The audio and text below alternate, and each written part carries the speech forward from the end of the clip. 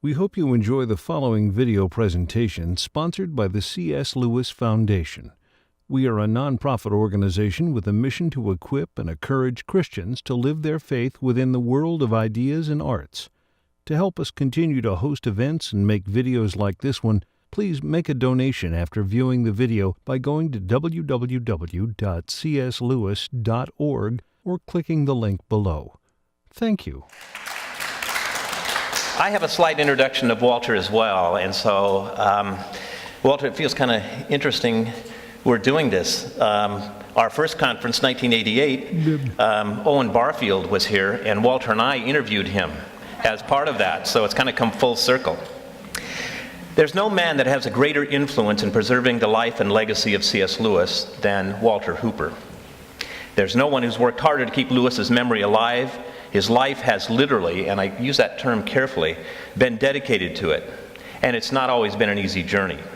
Shortly after Lewis's death, Austin Farrer suggested that Walter might have a role to play in helping coordinate Lewis's affairs. Few know that the early financial struggle Walter went through to continue his work. I think Austin had a room at Keble and meals, but that was it. I think they gave him £5 a week. Hardly money to be able to survive on. Walter had no job and lived as a guest of Keble. Undaunted, Walter began his lifelong journey to preserve the memory of his dear friend, a journey that he's taken very seriously. I remember sitting with him at the Eagle and Child in Oxford one evening many, many years ago. As we were enjoying the gift of the barley, a Baptist minister next to the table recognized him and interrupted our private moment. I was a bit annoyed. What did Walter do? He took the next 15 minutes to answer every question the young man had. That has been Walter's life. On Lewis, Walter once observed, Lewis realized that if you wrote a book, you were responsible for the consequences. As more and more people wrote to him, he saw it as his clear duty to help them, and letter writing thus became a value aspect of his apostolate. Similarly, Walter realized and taught me that if you are blessed to have special opportunities to study and learn about Lewis's life, you have a clear duty to share it with others. I've been fortunate to host many, many dinners at the Kilns, Lewis's home. I've heard Walter tell the story of his first meeting with Lewis probably 40 times. On every occasion, he gives everything to that story. It's as if he was telling it the first time. You know what? Walter has never turned down a request of mine to share Lewis with others. Every person Walter comes in contact receives his complete care and attention. Walter lives out Lewis's words from the Weight of Glory sermon, next to the Blessed Sacrament itself, your neighbor is the holiest object to your senses. I must add that Lewis is not the only focus of Walter's life. No, Walter has had a number of very fortunate creatures living with him over the years. They come by the names of Urban VIII, Claret the Meek, or his current feline, Blessed Lucy of Narnia. I say fortunate because few creatures on this earth receive greater love and attention than these cats. Once, when Walter was laid up with sciatica in his back, I received a phone call at the Kilns asking if I would mind stopping by Marks and Spencer's to pick up fresh cod fillets for a very hungry feline.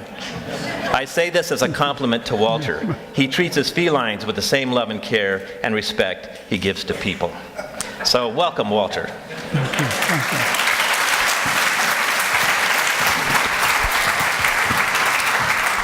Tell me about how you first encountered C.S. Lewis.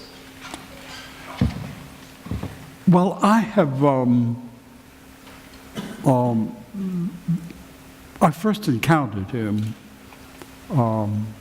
but first I should say, after remembering Stan Matson and all of these other, over the years, I've been to many of these, but I've changed a lot, and here's an old man with a stick. So I feel like I should say, he should have said, this is what's left of Walter Hooper. I know you don't think, I was crippled in 86 and all that, at the beginning. No, this is what's left. But I first encountered C.S. Lewis at the University of North Carolina from North Carolina. And it was just it was an introduction to letters to young churches by J.B. Phillips, New Testament epistles, translated. And Lewis's preface absolutely won me over. It still does today. And I kept trying to say to my friends why it was so different from other Christians' writing. And I finally found, I think I know why it was different. Because Lewis had the faith of St. Peter and St. Paul, who had been with Jesus. It was, I think, of no other explanation. When I met him, he turned out to even be more that way. Anyway, I had to go into the army, and because, believe it or not, there was something called the Korean crisis going on at that time. Most of you never heard of it. And most of us who were trying to get, out of the army, or at least delay it, didn't go to Korea, but I think it was the end of it. Anyway, I went into basic training with a copy of Miracles in my shirt. And there was nowhere else, they were not given pouches or things you can carry things. It had to be in my shirt or nowhere, And during all this calisthenics and all that big heavy book, moving up and down. But every 10 minutes there was a cigarette break, as they called it. And I could sit down and read about maybe a page or two, And I still remember what I read when I sat on a particular pine root.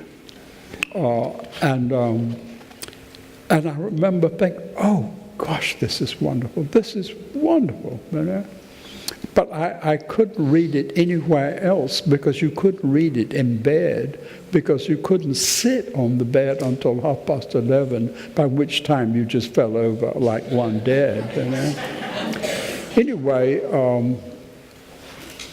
I finally met somebody who, after basic training, who had met C.S. Lewis. I was asked by the university chaplains if I would like to introduce Bob Jones Jr., who from South Carolina, And I was so pleased to be able to speak to him because he had met C.S. Lewis in Oxford. And of course I said, what was he like? And he said, well, that man smoked a pipe. That man drank ale. But I do believe he is a Christian.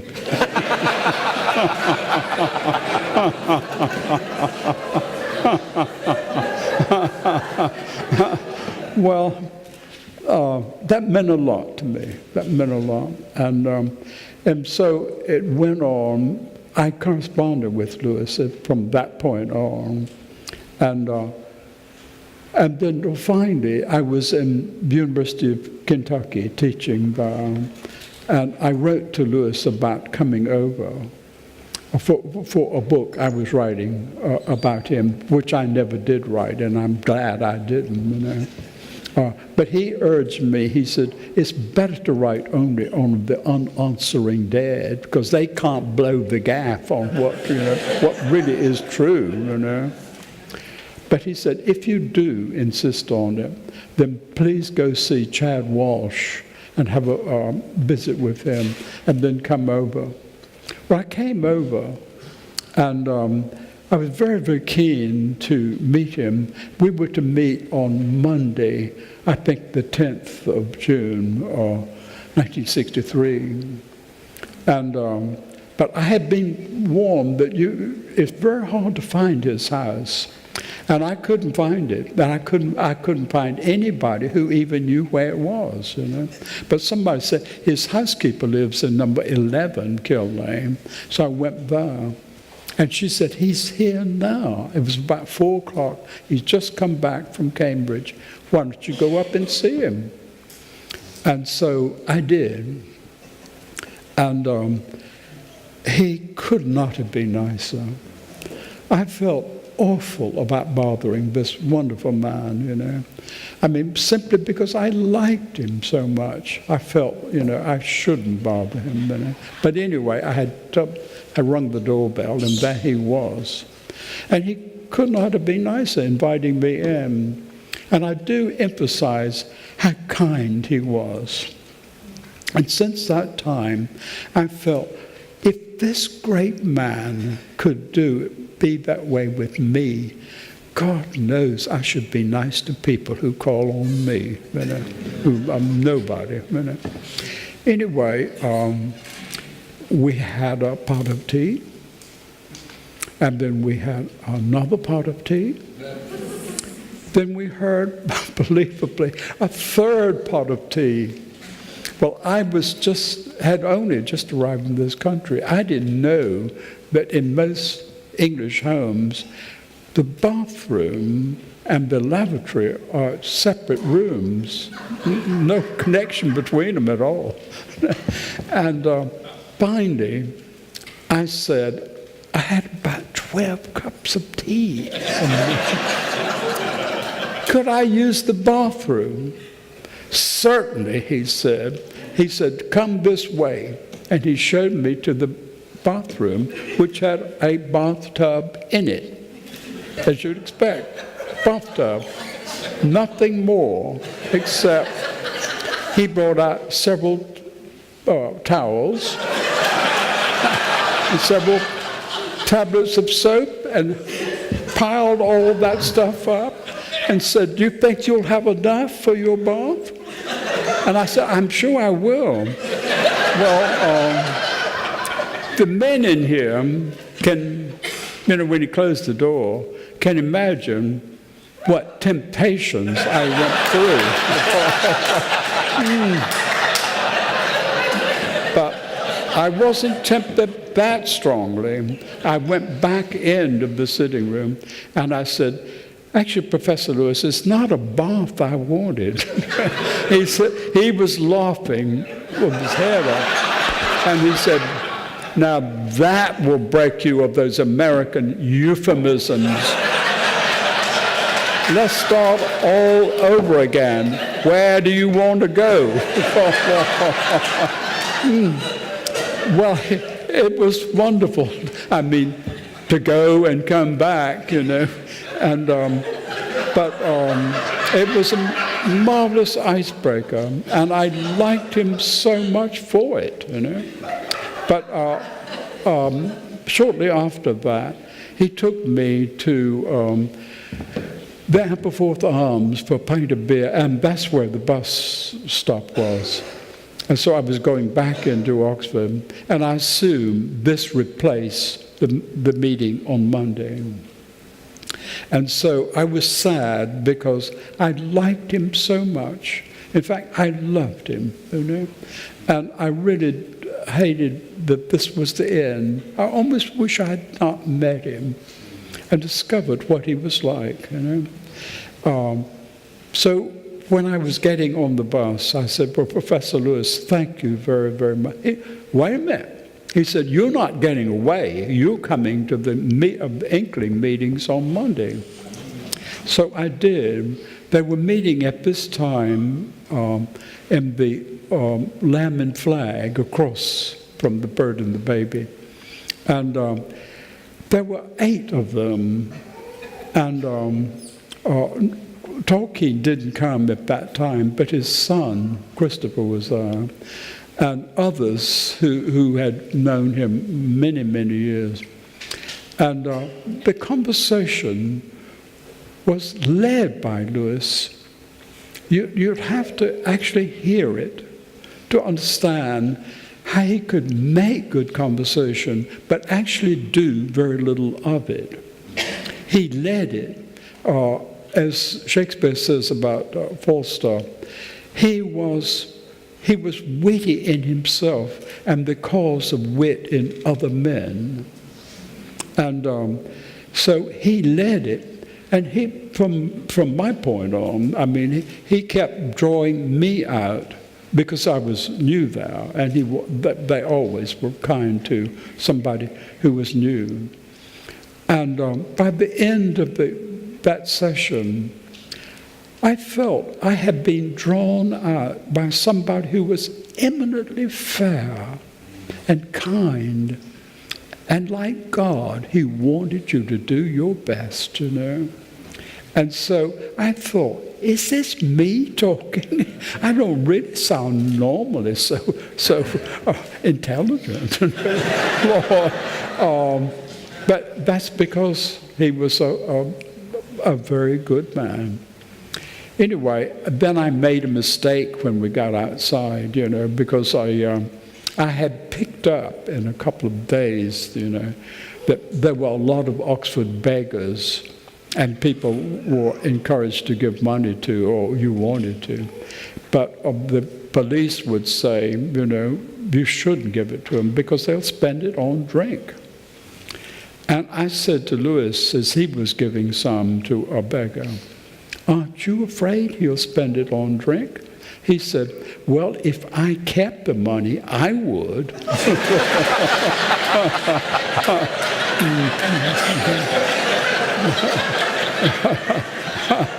But more than worries about that man, I was worried about whether I would see Lewis again. Then he answered right away, you coming back to the Kilns on Wednesday.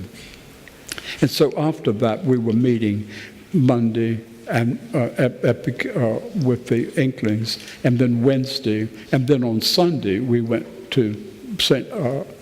Holy Trinity together, and then I came back with him, and he cooked breakfast. Anyway, after a few weeks, he surprised me by saying, would you be willing to give up your job in the States and just work as my secretary? And I had an elderly father, so it was not, not all that easy to answer. But I knew he wouldn't have asked had he not really needed somebody. And he said that his brother was often away in Ireland for long periods of time. He had rheumatism in his hand. And as he said, and Kim mentioned this too, if you write books, you don't have to publish them, but if you do publish them, you have a responsibility to reply to the people who write to you about those books, because you don't have to publish them. And so he wanted somebody to help him write those letters. And so I said yes. So he had me move into the house. And there I experienced such merriment as I've never known.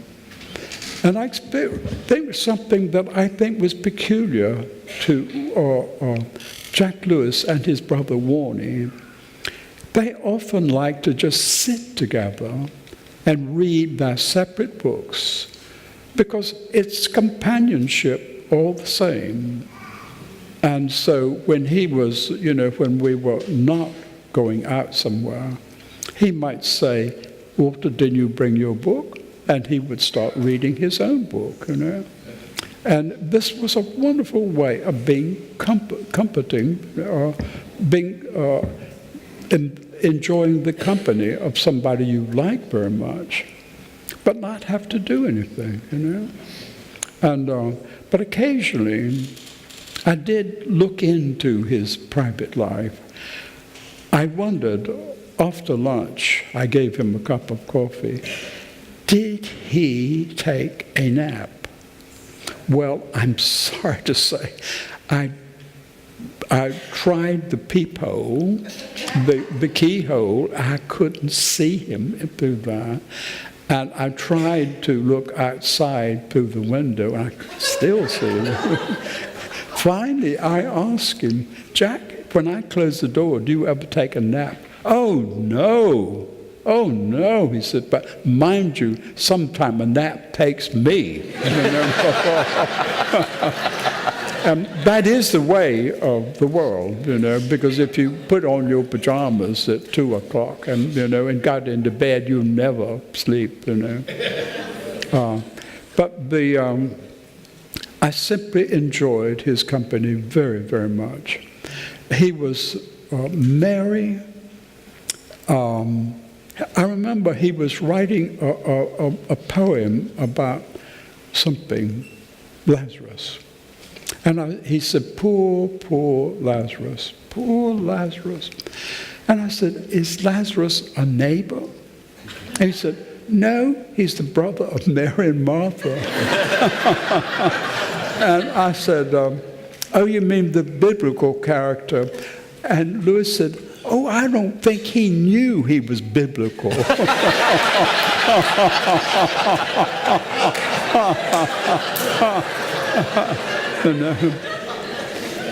But I must rush ahead, though, and say that one of his worries was what he was going to do about his dear beloved brother Warnie, who was so often away. And one argument we had, I think, if I ask you who won, well, you look around and you can decide that today. But he said he was worrying about Warnie. What will Warnie live on when he, C.S. Lewis, died? And I said, he'll live on your royalties. And he said, but you see, after an author dies, after about 4 years, his books stop selling. And so you can't depend upon that.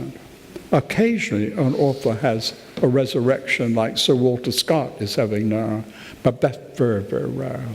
And I said, you needn't have to worry, because your books won't stop selling. He said, well, why won't they? And I said, because they're so good, and your readers are not that stupid, Well, I don't know whether he believed that or not, but I did, And but I was to be put to the test after that. It was sad to leave him, to go back to the States, but we had worked it out that I was coming back as soon as I could resign from my job. I would come back over there, and we were looking forward to having years together. He was retiring. He had retired while I was there from Cambridge. And so anyway, he wanted to do lots and lots of things, which I'd help him with. And but anyway, when I was in the States on the 22nd of November, I heard from a colleague that President Kennedy had just been shot. And by that evening, we knew he was dead. And I had just got into bed after that dreadful day, and I heard from Douglas Gresham that C.S. Lewis died the same hour as the president. Anyway, I shouldn't even speak of that day. It was just so horrible. But anyway, right after that, I had a letter and a telephone call from Austin Farrer, warden of Keble, saying, I believe there is a work for you to do here. Please come back. And anyway, I did go back to find out what that work was. And I stayed with the Farrers in Keble College. Anyway, when I met Warnie, who was, he could not have been nicer. And speaking of how Jack had missed me, you know, I mean, he was his beloved brother. Anyway, he said, why don't you begin editing my brother's remains, whatever they are, you know? And so this was the work, I think, that Austin Farrer had intimated was about to happen. And so I remembered how I had promised Lewis that his works would not stop selling. But when I went into Blackwell's bookshop, I found all of his books had been remaindered. And I said, this must not happen. This must not happen. And I remember that one of the publishers had said, a new book helps to sell old books. So I then began pleading for the old books, insisting that if you get the new one, you have to bring out 2 old ones. And one of my first encounters with that was visiting Lady Collins of Collins Publishers, Sir William and Lady Collins, who were the very, very important in Lewis's writings. And they did Lady Collins did all of the paperbacks. Anyway, I didn't know anything about the Collinses, and I went there, and I've never felt so much like an ignorant Tar Heel when I found that this beautiful room that I was meeting Lady Collins in had a little fireplace in it. I think women will enjoy this, all the furniture was covered in green velvet. And Lady Collins was sitting in this green velvet chair with a chihuahua on her lap, smoking a Sobrani Russian cigarette out of a jade holder. I'm not used to such quality. Even my mother did not smoke Sobrani cigarettes out of jade holder. And anyway, I thought, I must be bold. So I said, Lady Collins, what it comes to is, and here the tea tray came in with all this Georgian silver. But I finished it. I said, Lady Collins, I insist that if you have this book, which I'm offering you, you must bring back 2 of the books that have gone out of print. She said, all right, which ones? And I said, The Pilgrim's Regress and The Abolition of Man. She said, fine, I'll bring them out. Which one do you want first? And I said, The Abolition of Man. She said, all right, you write the blurb on the back, I'll bring out the book. You know? Anyway, I couldn't believe my luck. But then the women and Curtis Brown, the literary agents, they snagged me and they said, first of all, we are immune to Lady Collins's charm, but you are obviously not. So don't you dare talk anything about royalties with that lady. Because you would say to Lady Collins, oh no, you keep all the money. Don't bother with us, you know. So, but no, we're not under her spell. So we will go in and talk money and royalties. You just take her roses. Anyway, she turned out to be extremely friendly and kind. We were great friends for many years after that. And so gradually, what I saw build up was, first of all, many people who were not really sold on Lewis dropped away. And there were many ups and downs. And at that time, Honest to God was being a big, well-known book in this country. And that did a lot of harm because people were in a state of doubt. And then in the United States, they were bombarded with, I forget the name of the man who was a professional atheist over there. And, but anyway, gradually, things began to change. And there was, Wheaton did a wonderful, wonderful job. They still are, by collecting Lewis's writing. And then James Como and others of the New York C.S. Lewis Society, the Southern California C.S. Lewis Society, many, many Americans were helping the cause, And I had a visit at that time from, this put me in my place, Charles Colson, who wanted to come and see me. And I lived in a huge block of flats in Beaumont Street.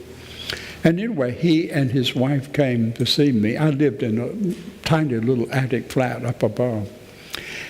And I'll never forget that tall man looking over me as though I was not there. And he said, "Where's Walter Hooper?"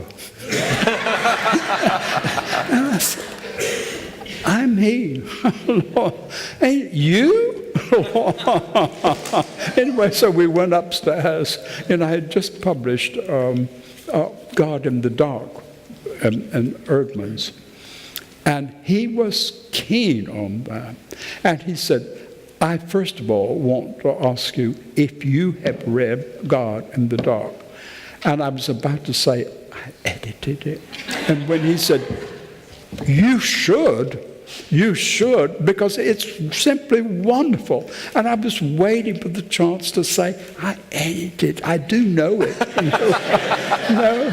But I thought, no, this is what I should be hearing, It's the book, the author, that's not the editor, It's the book author, And he never did understand my connection with it.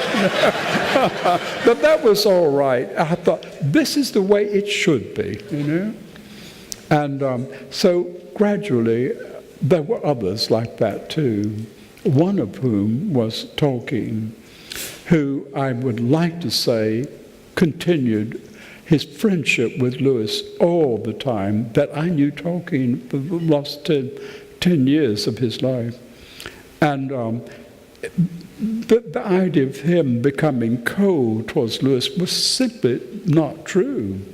Anyway, I gave him a copy of The God in the Dark.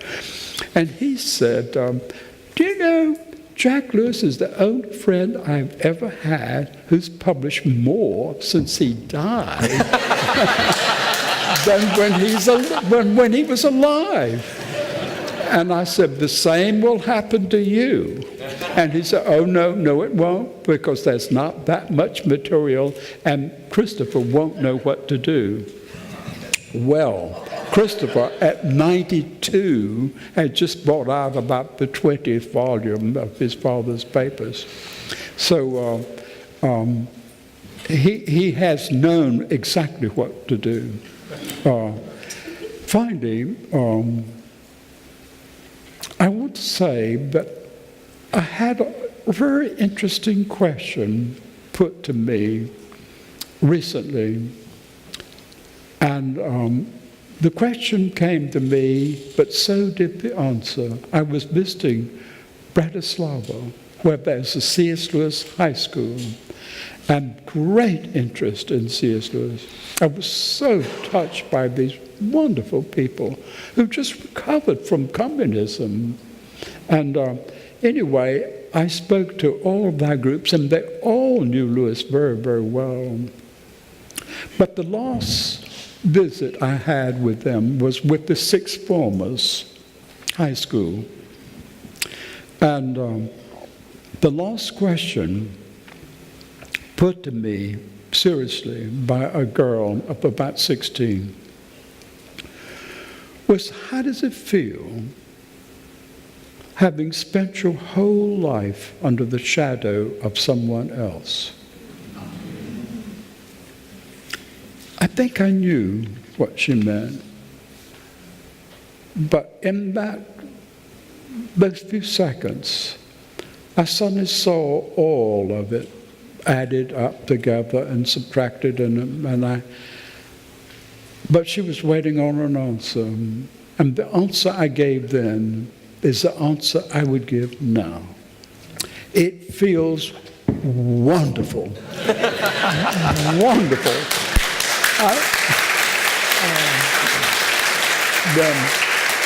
I wish I could do it all again. Tell us a little bit about Paxford. You knew Paxford well. Well, I did know Paxford well. Paxford was the gardener who was the basis for Puddleglum. And Lewis said, you met Puddleglum, because that is Paxford. He said he was the most pessimistic man he'd ever met. And he gave me an example of that. Paxford didn't get up until quite late. Anyway, Lewis and Joy were going to Greece with Roger Lansing Green and his wife. And Joy's cancer had returned. This was in 1960. And so Lewis said, here we were, both of us walking with sticks. And Joy her cancer has returned. And here we are going to Greece. It's crazy. And then he said, first of all, was Paxford coming out and putting his head in the window of the back seat and said, Mr. Jack, there was this bloke just going on the radio. An airplane has just gone down. Everybody killed and burnt beyond recognition. Did you hear that, Mr. Jack?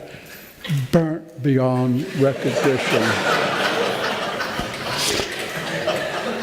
And on that note, said Lewis, we flew to Greece. Didn't he also, Lewis, get a little nervous about having tea with his friend because he didn't have enough sugar? Yes, Paxford believed, he didn't go to church, but he believed in the second coming very firmly. I mean, he thought about it nearly all the time, So he did the shopping, but Paxford would always, if he could find somebody who you could get sugar in a pound bag, not like you in 5-pound bags and all that, but a pound bag, and he would get some friend to take half of it because he didn't want a lot of sugar. But we had somebody important coming for tea, and I counted up the number of spoons of sugar. Jack Lewis used 4 spoons in each cup of tea. So I counted it all, and I said, well, Paxford, I don't think there's enough. He said, if the guest doesn't take sugar, then we'll have enough, but not if he does. He said, well, maybe he won't. But he said, I said, but can't we just have more sugar in the way? He said, no, I don't like to be responsible for sugar if the end of the world comes and I would have been, all that sugar burned up. But I said, but if it's in the shops, it'll get burned up too. He said, but that's not my lookout, my lookout is the Kilns, So because of that, the second coming, burning sugar, we couldn't have any. Thank God the guest didn't take sugar. Didn't Lewis once ask you what you thought his best book was? Yes, I said, asked him one time, what do you think is your best book? And he said, Perelandra.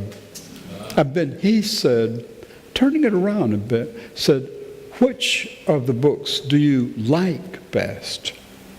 And thinking we were still talking about the same thing, I said, well, I agree with you that Perelandra is best. He said, no, that's what your question was to me. But my question to you was, which do you like best? I said, in that case, I like that hideous strength more. He said, so do I. But don't you see, it's a different question. You might think one thing is better than another, but prefer to like something else more than that. And but life with him was very, very interesting. Tell us about the time during the summer that he went into the hospital and he had a heart attack, I believe. Yes, he did. And I was waiting in the wings with Austin Farrow. And he said he came out of the coma that he had been in and seemed to be, he asked for his tea, so we knew he was quite well. But he asked me, he said, don't you come back without, paper and ink, because you're working now, And, but his cigarette smoking was a bit of a problem, because nurses would go in and take they said, where does he get these cigarettes and the matches? And I said, I give them to him. They said, don't. We're afraid he'll burn up the bed and himself. So anyway, I couldn't resist him. And so finally they said, you have got to stop this.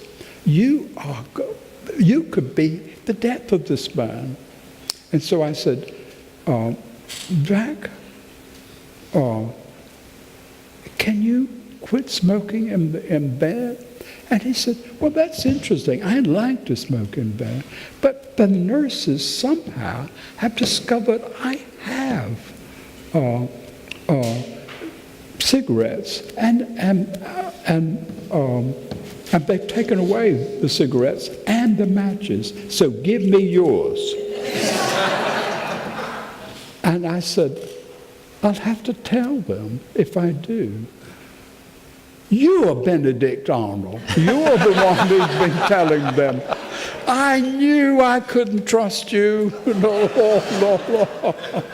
Didn't you get to the point at one time that you would quote your favorite authors to Lewis, and then suddenly you realized you're quoting him? Well, I quoted him all the time, as I still do.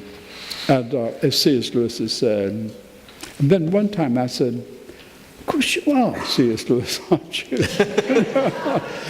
And then he thought, this is useful for me too. So he would start saying, as C.S. Lewis has said, you will go make a pot of tea. As C.S. Lewis has said, I will drink it. So anything he wanted, he could say, as C.S. Lewis has said. Lewis had quite a sense of humor. Tell us about when you went to gather his books in Cambridge.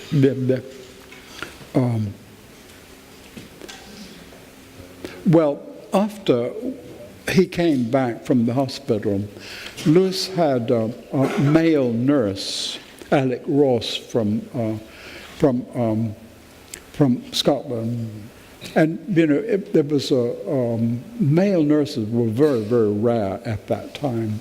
So a male nurse could choose who he wanted to look after, and generally this male nurse chose somebody very important.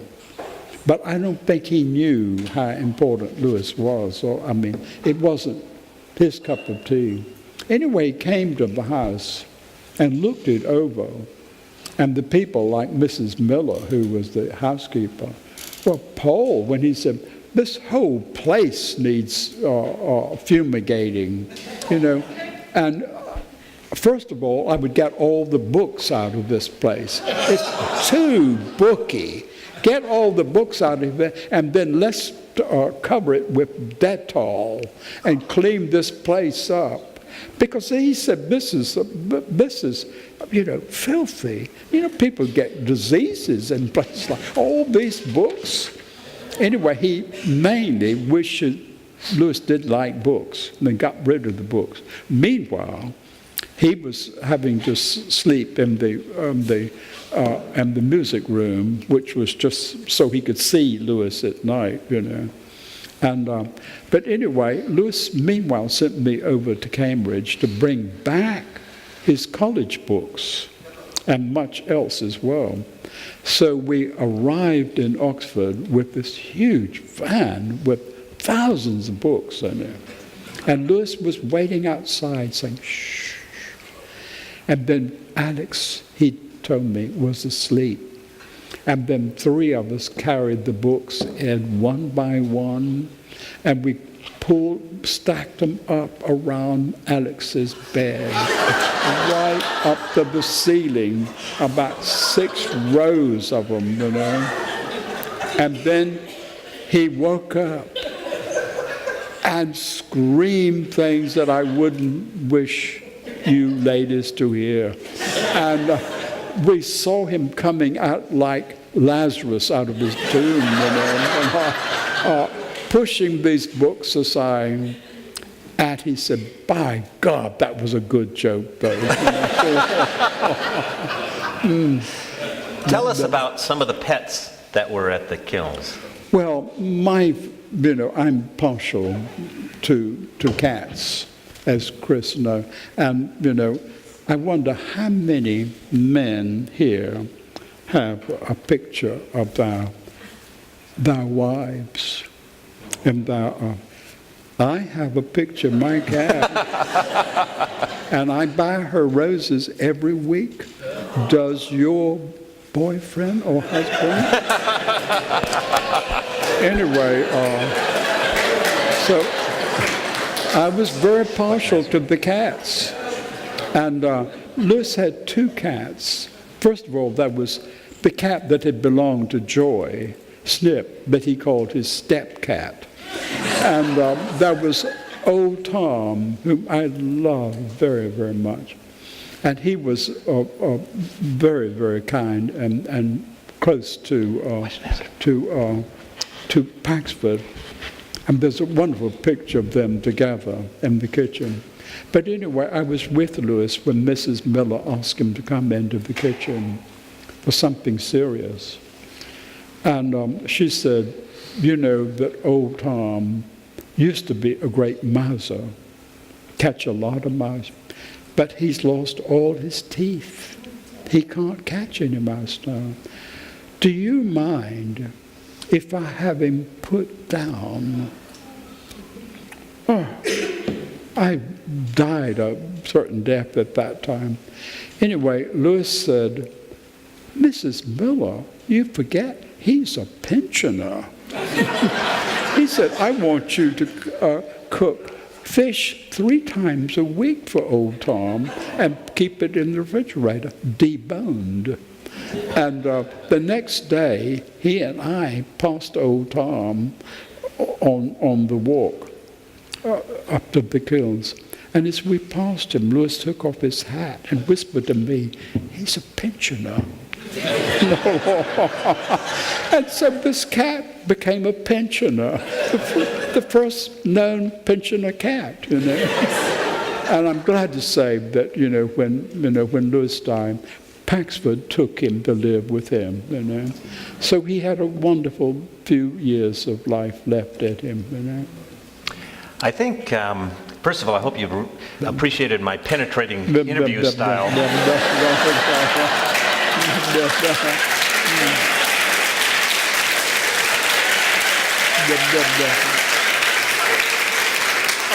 I think we have some time for a few questions, if you'd like. So, why don't you?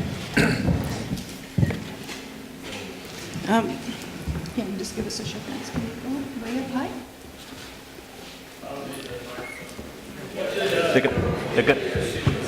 There's going to be questions, but we'll make sure you hear them. I'm just curious, did Mr. Lewis ever comment on the United States? Like, how did he feel about America and American culture? Well, yes, he did. I mean, he had a wife who was American. He had a secretary who was American. I would say he's very pro-American, And then most of the people that he wrote to were Americans, you know. And he certainly did a stint on his writing to them. Many of the American women that he wrote to for maybe 20 years, you know.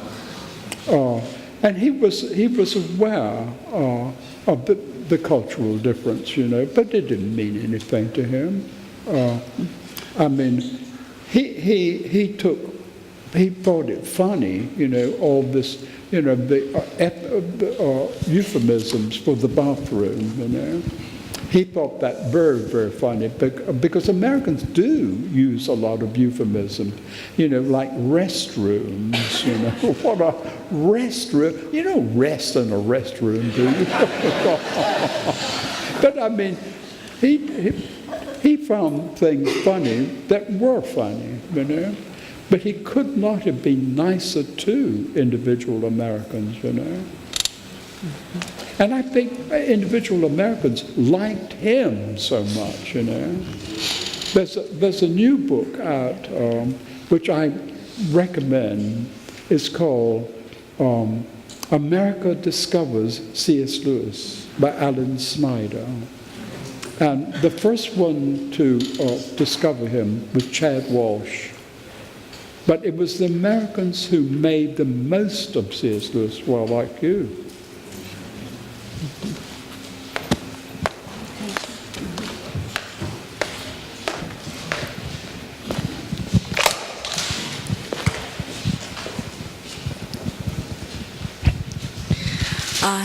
Thank you for your experiences about C.S. Lewis. I want to ask you, when we have talked about the multicultural way of C.S. Lewis, I want to ask, why did he named lion Aslan in a Turkish name, with a Turkish name?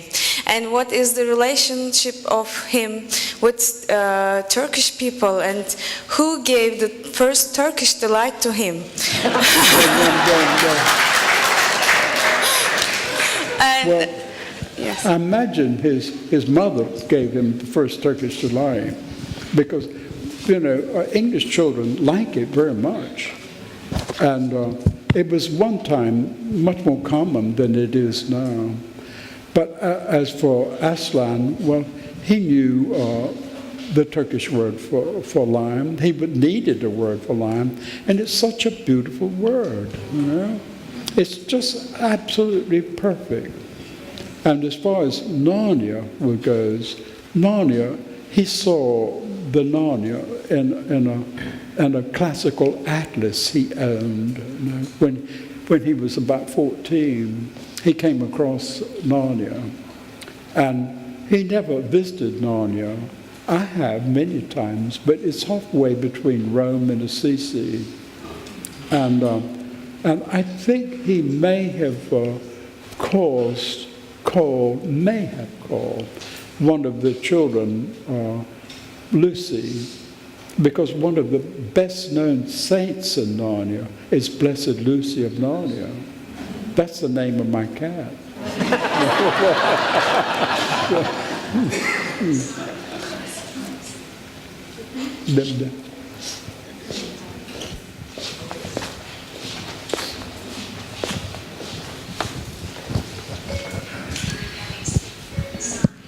Sorry, thank you. Yes? Hi, thank you so much. So just, I was wondering what, with all those wonderful times you spent with him, the best piece of advice that he gave you or that stuck with you. And also, did he like chocolate? He did. And he said the best piece of advice was tell people to eat as much chocolate as possible.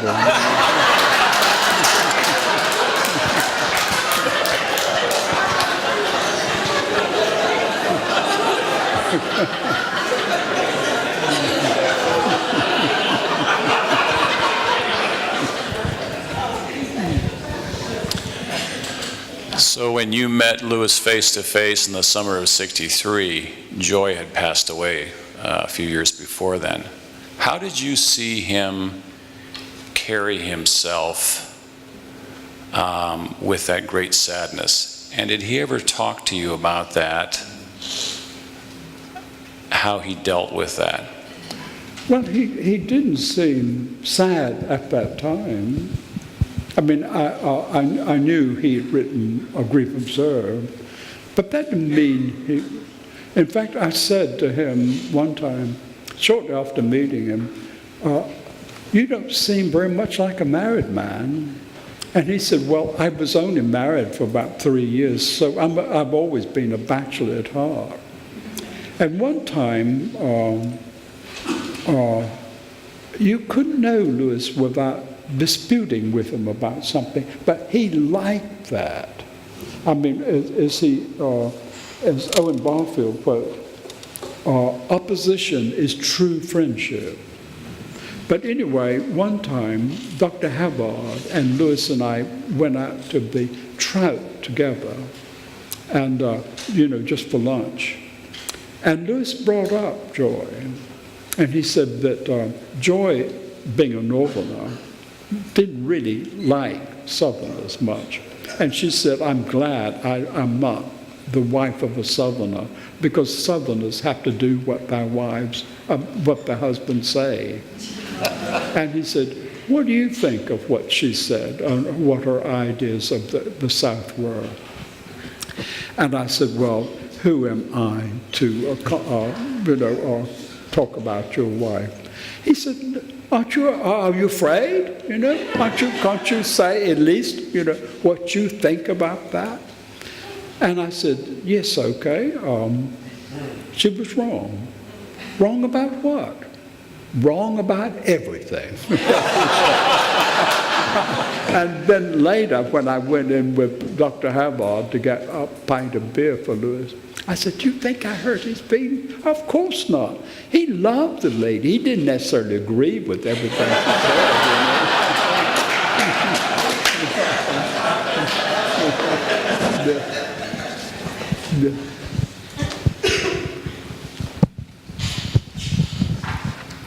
I understand you edited Black Tower after he had died, or you found this manuscript and you edited the last novel that he wrote?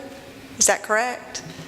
Did you edit the Black Tower and the last? The Dark Tower. Dark Tower, I'm sorry. Yes, I did. Yes. Yes. Where did you find that manuscript? I mean, that must have been a treasure to find after Well, he was gone. what happened is that Major Lewis Warning decided that he couldn't afford to pay the taxes on the Kilns, though he was allowed to live there for the rest of his life. And so anyway, he panicked, and he decided to move into a small house. So he was burning up many things.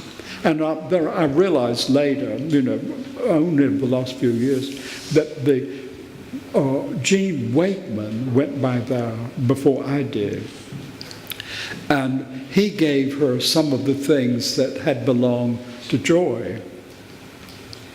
And she got all the Joy's love poems, I think, love sonnets they're called. And then many of Joy's letters had been returned to her from people who had died. And then Jean kept them in her basement on the ground. And then underneath them, all of them, were C.S. Lewis's letters to Joy that before they met. The wonderful letters that he had been writing to her, and which I hope I could someday find and publish.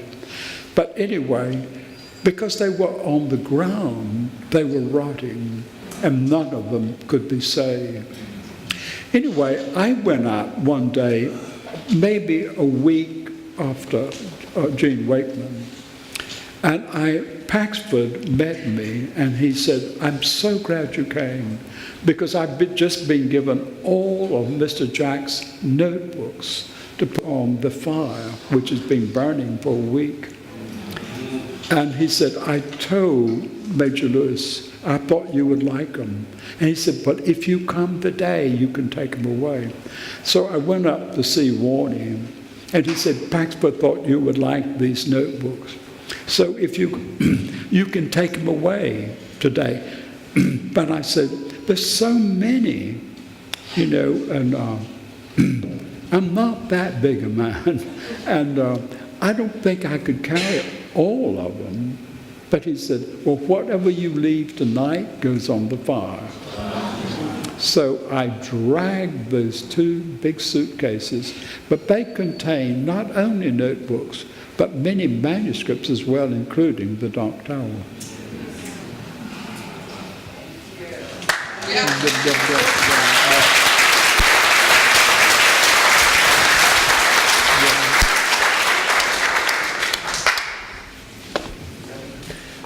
I would like to read one last thing if I could.